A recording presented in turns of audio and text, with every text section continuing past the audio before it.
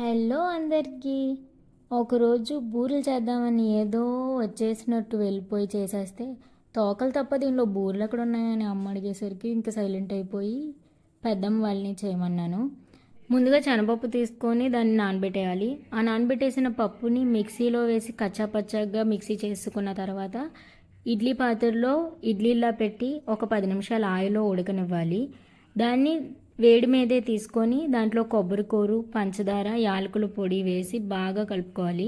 ఆ కలుపుకున్న దాన్ని గాలి వెళ్ళకుండా గట్టిగా వేసి మూత పెట్టేసి ఉంచేయాలి. ఇప్పుడు సోప్ పిండి కోసం మినప్పప్పు, బియ్యం గ్రైండర్లో వేసి ఇడ్లీ రుబ్బులా చేసేసుకొని దాంట్లో పంచదార, యాలకుల పొడి వేసి కలుపుకొని పెట్టుకోవాలి. తర్వాత నైట్ చేసిన శనగపప్పు ఆయిల్లో జీడిపప్పు, బాదం పప్పు వేసి ఉండలా చేసేసుకొని రుబ్బులో వేసి దాన్ని బూరెలా వేసేసుకోవడమే. ఉంటా మరి.